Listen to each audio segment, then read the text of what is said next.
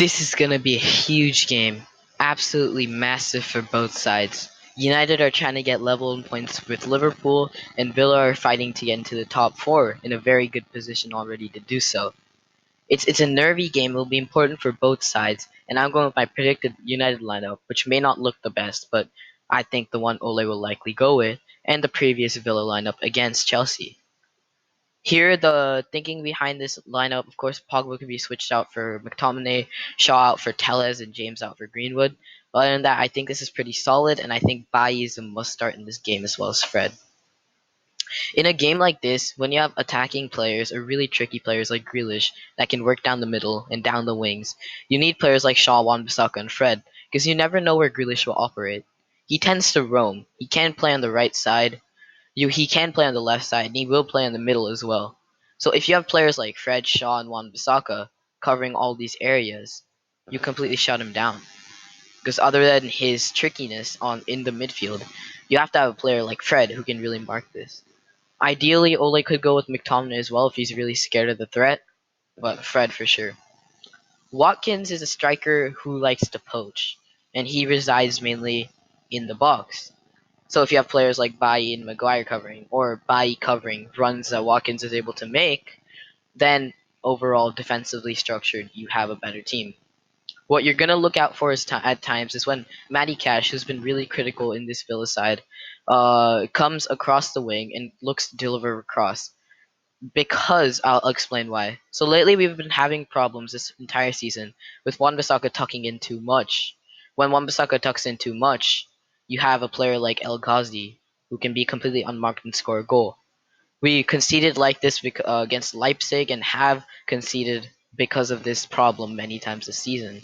So it's going to be important for us to be diligent and maybe drop a midfield player back to cover as well, so that we don't have this problem of El Ghazi being able to poach that far post goal, because that could be a huge problem. I think Ole has to coach this properly. I don't know if it's on Wan-Bissaka for poor positioning or the coaches for telling him to tuck in that much, but it's gonna be a problem, especially with El Ghazi liking to make runs into that box, with with Villa primarily playing with Matty Cash on this right hand side attacking. Overall, structure wise, in possession, you'll see Rashford getting up, Martial getting up, push up Fernandez, James, Pogba chilling here, Maguire, Bailly, Wan-Bissaka out wide, Fred over here, Pogba over here, and Shaw up. So overall, I'd say we're going to go pretty attacking because we're looking to win this game. The link up will be really, really critical, and especially breaking down Luis and McGinn will be crucial in this type of a game because of the fact that Luis will tuck in to cover up Shaw, Rashford, and a Pogba link up who will roam in this area. I don't know if Grealish will defend, but it'll be a lot harder to break down this Villa side if he does. So I don't think Grealish can mark both Pogba and Fernandez. Since Pogba is deeper, he may mark him, and you'll see McGinn on Fernandez. If they do man mark instead of just dropping back deep, I think Grealish will look to mark Pogba, but McGinn will most likely tuck in. This leaves space for a player like Bruno Fernandez, who's able to find this really quickly. If McGinn does go to Fernandez, it creates space for and opportunities like here, because Fernandez knows how to make runs to draw players out. You'll have one of the midfielders, in my opinion, marking zonally to help the space, and either McGinn marking zonally as well, leaving space for Fernandez, or marking Fernandez and leaving space in the middle. It'll be interesting to see how that goes. Because if Grealish tucks in, Traore tucks in, I don't think there's enough because Rashford could be able to get the ball, and with the quality he has, he can dribble past players. So Villa will look to have a 3v2 on this side, especially with the side that we're attacking in, and push Grealish here to create a 4v3 or 5v3 situation. So we'll have players like if Fernandez does make a run, and you see if Fred is able to pick the ball up in this space, we have a good opportunity now. It'll be up to Fernandez for drawing runs or making runs because that's what he does best. A majority of his runs is not to just receive the ball, it's to create chances or open up some space for other players because of how dangerous he is. Players will always track his run because they don't want him to get the ball. But what they don't realize is if Shaw does have the ball in this sort of an area, he can easily find Pogba, who can like switch the ball to Wan Bissaka and go from this other side, creating an overload on this side of the pitch. So, of course, it's going to be important to be able to switch the ball, switch the field of play, and overwhelm McGinn and Luis, who we can eventually start to tire out with Pogba, Fernandez, and Fred, and even Martial and Rashford with their runs, as well as James. Of course, the right hand side link up will be important.